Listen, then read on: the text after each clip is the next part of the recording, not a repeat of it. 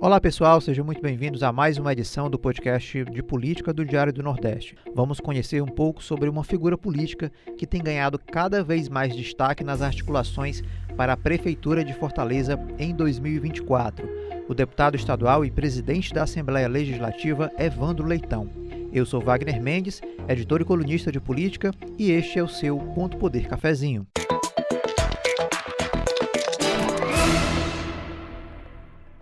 Quem me acompanha nessa conversa são os repórteres de política do Diário do Nordeste, Luana Barros e Igor Cavalcanti. Tudo bem, pessoal? Tudo bem, Wagner? Olá, Igor. Sempre um prazer estar por aqui. Olá, Wagner, Luana, um prazer estar aqui novamente. Bem, Evandro Leitão, ele está no terceiro mandato como deputado estadual, foi líder do governo Camilo Santana e está pela segunda vez na presidência da Assembleia Legislativa do Ceará. Em 2022, ele foi um dos pré-candidatos ao governo do Ceará no PDT, mas saiu da disputa já ali no finalzinho para apoiar Isolda Sela, então governadora, que tentava ser candidata à reeleição. Com a candidatura de Roberto Cláudio, não fez campanha para o correligionário e também não recebeu recursos do partido. Evandro esteve no palanque da vitória de Eumano de Freitas, do PT, ainda no primeiro turno da eleição de 2022, demonstrando ali o que vem demonstrando nos últimos meses, que é um dos fortes aliados do ministro da Educação, Camilo Santana, e do próprio governador Eumano. Agora, ele é um dos cotados para concorrer à Prefeitura de Fortaleza, em meio a uma dúvida se permanece ou não no PDT ou se procura um novo partido. Algumas possibilidades já estão se abrindo aí nos últimos dias, como a gente vem noticiando aqui no Diário do Nordeste e também no Ponto Poder Cafezinho ou na live Ponto Poder. Igor Cavalcanti, começo com você. Vamos explicar aqui para a nossa audiência, para os nossos ouvintes, um pouco da trajetória do presidente da Assembleia, Evandro Leitão, e qual o papel que ele desempenhou nesse racha entre o PT e o PDT em 2022, que a gente já falou bastante sobre isso. Wagner, se a gente for falar do papel político, a gente tem que voltar um pouco mais ainda e falar de um papel de direção mesmo que o Evandro Leitão tinha, mas não na política, no esporte, né? Ele presidiu aí o Ceará e tem uma experiência justamente nessa área de gestão, uma área extremamente delicada, né? Que é o futebol aí, lidando com paixões e todos esses amores dos torcedores, né? E aí, a partir disso, ele vem para a política e tem, de certa forma, uma ascensão até rápida, né? Se a gente for comparar com outras lideranças que estão há mais tempo na política, às vezes tem até uma influência maior, mas não conseguiram reunir estar ali no momento certo, na hora certa, como o Evandro conseguiu, né? Ele já chega aí como liderança do governo, né? Já tem essa articulação. Ao longo do tempo, ele vai ali conseguindo conversar com muitas pessoas, isso é uma das principais características dele, ali conversar com todos os vieses políticos na Assembleia, todos os deputados, enfim, sempre aparece nessa postura meio de pacificador, conversando ali, claro que ele pegou um ambiente bem favorável com o governo do Camilo, então ele tem muito essa postura e ele assume muito essa postura. Agora ele ficou um pouco, esse papel dele ficou um pouco mais diferente ou foi colocado ali contra a parede justamente nesse racha do PDT, porque, para quem não lembra, ele era um dos pré-candidatos na eleição do ano passado, né, na eleição de 2022, e ele estava ali na disputa, além dele tinha o Mauro Filho, a Isolda Sela e também o Roberto Cláudio, né?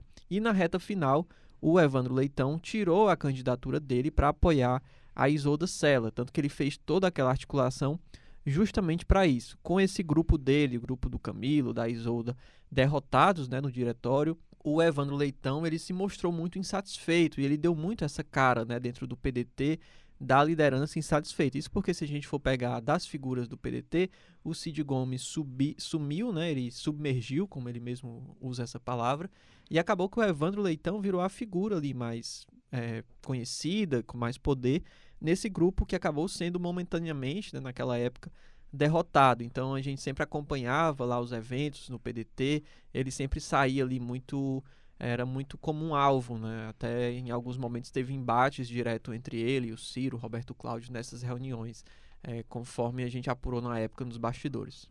Pois é, e Luana, o que a gente percebeu aí nos últimos tempos, né, nos últimos meses, é justamente essa proximidade, né, do presidente da Assembleia com o ministro Camilo e o governador Eumano. Como é que essa proximidade entre eles influencia na atuação que o Evandro tem tido durante 2023, né, tanto na relação estadual como dentro do PDT.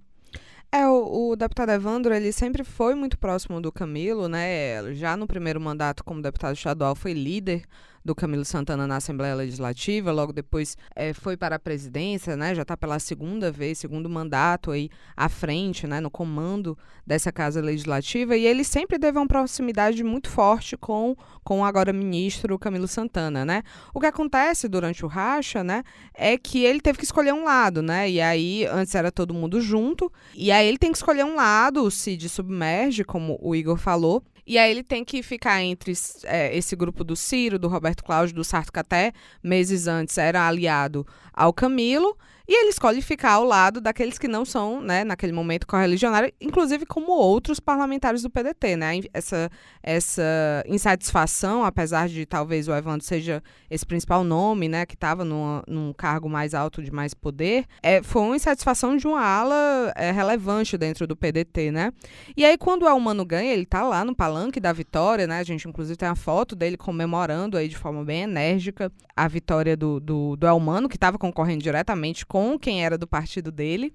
E a partir daí, ele passa a ser uma das lideranças que passa a defender a volta da aliança PT e PDT, né? Que é, inclusive, o grande ponto de crise, né? De desgaste dentro do PDT. O PDT que rachou com o PT e logo depois começou a atravessar uma crise interna que se arrasta, deu agora uma apaziguada, né, nessas últimas semanas, mas que se arrasta e que tem como principal motivo se o PDT vai ou não fazer parte da base aliada ao governador Elmano de Freitas. E o presidente Evandro, ele tem sido, desde bem antes, inclusive, da posse, um dos grandes defensores de que o PDT passe a ser da base aliada. Ele se coloca como alguém que é da base aliada, assim como a maior parte dos deputados do PDT, e ele tem feito, né? Então, ele está sempre com o governador Elmano de Freitas, está sempre com o ministro Camilo Santana, coloca o ministro Camilo como a grande liderança política hoje do Estado e fala muito abertamente que faz parte do grupo do Camilo e que vai seguir as orientações do Camilo no futuro. Então, de fato, ele tem se orientado muito por essa aliança mesmo, né, que ele tem com o grupo petista, que hoje as principais lideranças são do PT. E isso tem guiado um pouco também a atuação dele como presidente da Assembleia. E aí surge uma outra questão, né, entre o prefeiturável Evandro Leitão, é sobre o futuro partidário dele, né? Foi eleito pelo PDT dentro dessa conjuntura aí de crise dentro do partido, e agora surge essa possibilidade dele sair do partido, procurar uma outra legenda para se candidatar à prefeitura de Fortaleza. Lembrando que o PDT tem o prefeito José Sarto, que tem trabalhado aí para uma candidatura à reeleição. Então, surge essa possibilidade, mas ao mesmo tempo que surge essa possibilidade, ano que vem não tem janela partidária. Então, é um outro engodo aí jurídico que o presidente da Assembleia vai precisar enfrentar. Explica um pouco sobre isso, Igor, para o nosso ouvinte, essa questão, né, de qual partido aí que ele tem no radar, né, que ele pode fazer essa mudança, mas também, ao mesmo tempo, que ele não tem essa garantia do PDT de que não vai pedir o mandato dele via justiça. Não faltam partidos querendo o Evandro Leitão, né? Ele é o presidente de um poder, tem uma grande influência, uma proximidade muito grande com o governador Elmano de Freitas, com o ministro Camilo Santana, com a senadora Augusta Brito, com várias lideranças políticas cearenses atuais, né? Então, qualquer partido brilha os olhos de ter o Evandro, né? Claro que tem toda essa burocracia na saída dele, né? E caso ele resolva sair mesmo do PDT, é bem provável que as lideranças talvez reivindiquem esse mandato dele, né? Enfim, o mandato pertence ao partido. Então seria, de certa forma, uma aposta, né? Isso justamente porque, caso ele se candidate por outro partido, ele faria frente justamente ao candidato do PDT, né? Seja o Sarto ou seja outro nome, ao que tudo indica até o momento, é mesmo o Sarto. Mas tem vários partidos, inclusive no início de maio, ali em meados de maio, lideranças do PT já começaram a demonstrar esse interesse de que o Evandro fosse para o partido, né? A gente viu, inclusive na tribuna da Assembleia, o de Assis Diniz, líder do PT lá na casa, falando sobre isso. Assim, é importante a gente entender esse contexto. O de Assis não é um deputado qualquer que simplesmente acordou naquele dia dizendo, vou dizer aqui isso aqui, vou convidar o Evandro Leitão para o PT. Não, ele fala ali em nome de um grupo, né, de uma ala dentro do partido, dentro do PT, um ala muito influente, né, muito ligado ali ao Guimarães, então as coisas não ocorrem à toa, né? E a gente tem visto, assim, a gente inclusive já comentou aqui em outros programas sobre essa dificuldade que é, e o risco que é ele e o Evandro se filiar ao PT, por exemplo, para ele ser candidato, porque o PT tem toda uma lógica, uma dinâmica própria interna, que precisa, né, de certas influências, de certo poder, para se chegar a um nome, né, que vai ser candidato. Aqui na entrevista que o governador Elmano de Freitas deu para a live do Ponto Poder, ele inclusive comentou sobre isso, né? Ele fez, de certa forma, disse que já tinha convidado o Evandro, mas falou que quem quer ser prefeito, né, tem que arriscar, né? Tem que jogar o jogo, e caso ele deseje mesmo ser prefeito, tem que se arriscar. Mas tem outros partidos também no radar, né? Tem o PSB, tem o Republicanos, tem o PP, são todos os partidos aí que integram essa base governista e tem lideranças muito próximas ao ministro Camilo Santana, né? Pois é, pessoal, vou pedir aqui só uma pausazinha, né, na nossa discussão, porque agora a gente vai ficar por dentro do próximo episódio do podcast Pauta Segura.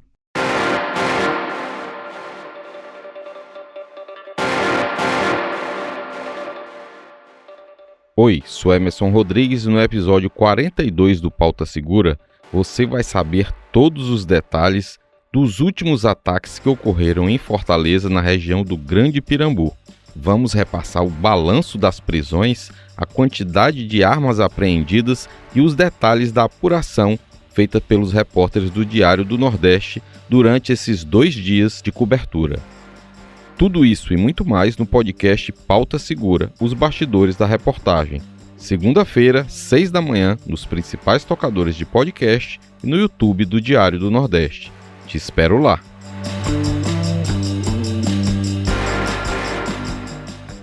Estamos de volta com a nossa discussão. O Igor estava falando aí sobre a questão do futuro partidário, né, do deputado Evandro Leitão. Inclusive, em entrevista à Live Ponto Poder nesta semana, você pode conferir no YouTube do Diário do Nordeste, o próprio deputado falou sobre a possibilidade da saída do PDT. E como é que fica nessa situação partidária do deputado? A gente trouxe um trecho aí dessa fala do deputado sobre essa possibilidade de ficar ou não no partido e de se encaminhar para outras legendas. Vamos acompanhar esse trecho. Bem, o que eu disse sobre o PDT é que nós estamos avaliando toda e qualquer situação. Nós não estamos descartando a permanência, como nós não estamos descartando uma futura saída, não é isso. Então, para deixar muito claro essa situação. Eu fico extremamente lisonjeado em estar sendo lembrado por alguns colegas de outros partidos. E, sem sombra de dúvida, o Partido dos Trabalhadores é um partido importante, não só pela sua importância que hoje detém circunstancialmente, quando eu digo circunstancialmente, porque outrora já teve numa situação não tão boa. Hoje já está numa situação positiva, digamos assim. Os resultados das urnas falam por si só. E o PT é um partido importante, um partido que eu tenho muitos amigos. Eu sempre ultimamente tenho dito, eu digo ultimamente porque estou sendo provocado mais ultimamente, mas as pessoas estão dizendo, e o Republicanos dá certo, o PP dá certo. Eu digo, olha, eu tenho minhas origens, minhas raízes, são raízes que se aproximam mais da ideologia, da coloração partidária mais progressistas. Então, eu, dentro dessa conjuntura, eu vejo com bons olhos tanto o PSB de bola como o próprio PT. Eu acho que são partidos que se aproximam mais daquilo que eu tenho como estilo de vida, como algo que eu acredito mais, está mais próximo dessas agremiações partidárias. Mas, repito, eu acho que tudo tem sua hora, tudo tem seu momento. Bem, Luana Barros, dentro do PT, né, existem alguns nomes colocados como pré-candidatos, inclusive citados pelo governador Elmano de Freitas. Como a dinâmica interna do PT ela vai impactar uma eventual pré-candidatura do Evandro pelo PT. Até porque a gente já tem conversado, isso já tem sido discutido aí publicamente, que o PT ele tem uma agenda própria, né, uma autonomia, as questões são muito discutidas internamente, então requer, né, muito debate, e ele sabe muito bem disso, o próprio governador sabe como é que o partido funciona. Então, como é que você vê isso, Lana? Eu acho que esse é um ponto muito interessante sobre toda essa discussão se o Evandro vai ou não ser candidato à Prefeitura de Fortaleza por esse grupo, né, que hoje está aí no comando do governo do Ceará, liderado pelo ministro Camilo e também pelo governador Elmano. Porque já aconteceu de outros ex-candidatos, até mesmo ex-prefeitos, mudarem de partido para concorrer a um cargo majoritário, né, um cargo no executivo, por outro partido.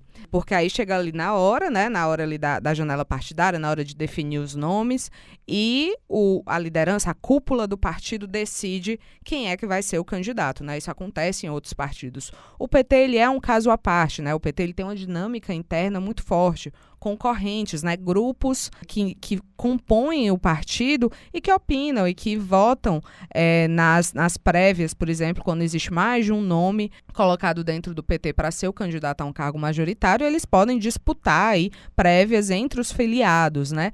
E, inclusive, dentro do PT, a gente tem um precedente, vamos colocar assim, que é a eleição para o primeiro mandato da ex-prefeita e agora deputada federal Luiziane Lins. O grupo majoritário dentro do PT Ceará e do PT nacional não queria a candidatura da ex-prefeita, né? Defendia que o PT apoiasse o ex-senador Inácio Arruda, que é do PCdoB, né? Que sempre foi um partido ali muito próximo ao PT. E a Luiziane queria ser candidata e isso foi para o voto. E ela ganhou, né, vamos dizer assim, para ser a candidata do partido por 2 votos, né? Então, uma margem ali mínima. Então, como não é uma decisão, o ministro Camilo, o governador Elmano não pode chegar e impor o seu nome, né? Por mais aliado que seja, como passa por uma discussão muito mais ampla entre filiados, entre lideranças e tudo mais, isso também tem que ser levado em conta, né? Então, se, por exemplo, vamos supor aqui num cenário hipotético, o presidente, o deputado Evandro Leitão, de fato, vá para o PT para concorrer à Prefeitura de Fortaleza, ele precisa fazer isso cedo para se integrar dentro do partido, participar das articulações internas, antes mesmo, talvez, de começar ali as articulações mais externas, que envolvam outros partidos, né? Então, assim, é importante levar em conta essa dinâmica interna, é importante levar em conta que essa decisão talvez tenha que ser mais cedo do que seria se fosse um outro partido, se fosse um outro cenário. Pois é, e aí, Luana, você faz uma lembrança muito, muito assertiva quando você fala, dá exemplos, né, desse histórico, né, do partido e trazendo aí para Fortaleza. Se a gente lembrar, inclusive, 2016 e 2020, pelo desejo do governador, o PT teria apoiado Roberto Cláudio em 2016, teria apoiado a candidatura de José Sarto em 2020, o que não aconteceu. Então, você consegue identificar a autonomia desse partido enquanto partido, né, de fato. Então, é uma questão que esse risco é iminente. Inclusive, o próprio Evandro foi questionado, né, na live sobre se ele de fato quer ser candidato, né? Porque tem esse ponto, né? Todo mundo fala o nome dele, vai que o homem nem quer, né? Exatamente. Então, tem uns que decidem a empreitada em nome do projeto, e tem uns que já têm sonho de ser, e inclusive ele falou sobre isso. A gente trouxe um outro trecho aqui da entrevista para você conferir quando ele fala se ele de fato quer ser candidato a prefeito de Fortaleza. Eu confesso a ti que eu hoje não tenho esse foco, essa coisa de candidatura a prefeito. Para mim, sem sombra de dúvida, e é que eu não vou ser hipócrita em dizer que não gostaria. Claro, nós que estamos na política, nós queremos dar nossas contribuições. Eu estou no meu 3º mandato. Para mim seria motivo de muita honra poder estar contribuindo na Prefeitura de Fortaleza como prefeito. Para mim seria Ave Maria. Eu me sentiria extremamente satisfeito. E tenho lideranças políticas, nós temos como liderança o governador, o ex-governador, o atual ministro Camilo Santana, nós temos como liderança o senador Cid Gomes, nós temos como liderança o governador Elmano de Freitas. Essas pessoas, é que, juntamente com outras pessoas mais que fazem parte do nosso projeto, é que a gente pode, dialogando, conversando, é que a gente pode chegar no denominador e dizer, olha, o melhor nome, o que melhor representa para determinada missão é o do fulano de tal dos Anzóis. Se for o meu, estou aqui pronto à disposição. Tá aí, parece que ele quer, de fato, né, ser candidato, então essa questão já está resolvida. Pergunto agora para os dois, né, para o Igor e para a Luana. É possível bater um martelo sobre a candidatura do Evandro? O que é que deve influenciar nessa decisão, na avaliação de vocês? Olha, eu te diria que depois da campanha eleitoral de 2022, eu só bato o martelo quando o partido estiver entregando a ficha do candidato lá na Justiça Eleitoral. Porque, de fato, tudo que aconteceu no ano passado ainda está repercutindo, né? E ainda está modificando. Então, tem muitos elementos a serem levados em consideração. É claro que a eleição do ano que vem já está acontecendo nos bastidores, já está sendo discutida, mas tem muita coisa que pode influenciar, né? Desde, por exemplo, a gente pensar os índices de aprovação ou de reprovação do atual prefeito Sarto, como é que vai estar, se talvez essa discussão nem saia do PDT, quem sabe a gente possa ter Evandro Leitão candidato a prefeito pelo PDT. A gente não pode nem descartar isso, né?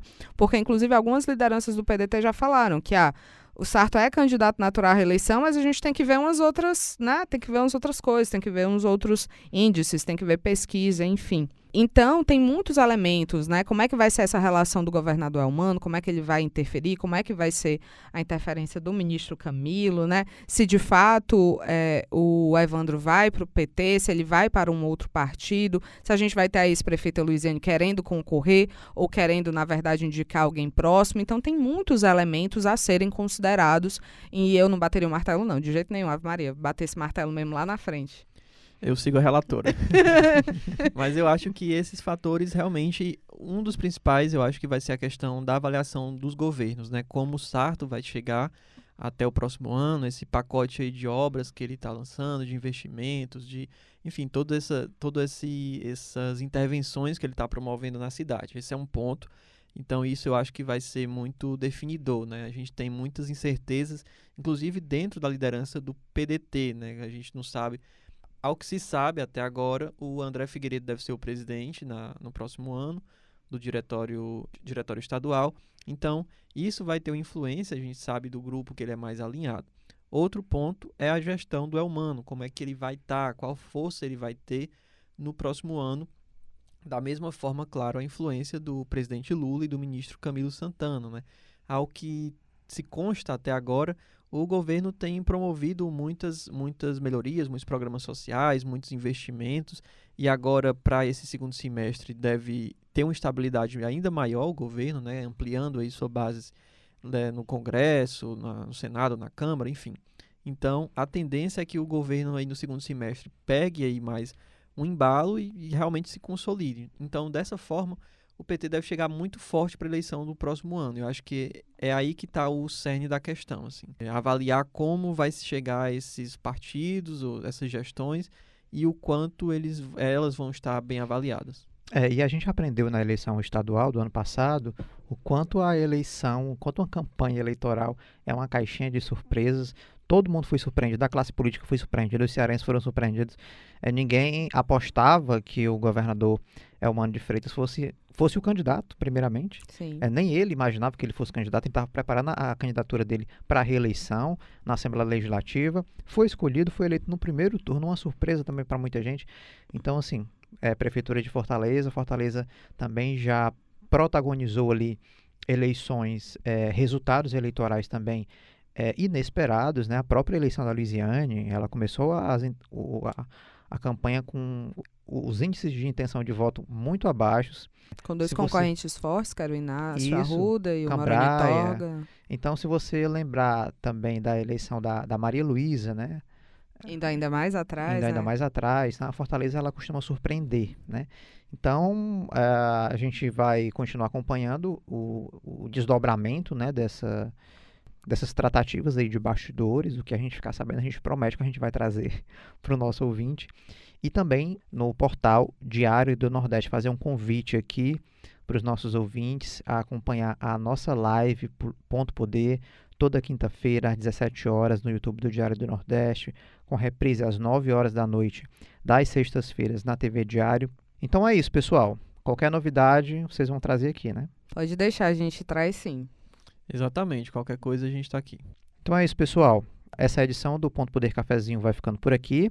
Para quem quiser acompanhar nossos próximos episódios, estamos no Spotify, Deezer, Google Podcast e também no YouTube do Diário do Nordeste. Até o próximo episódio.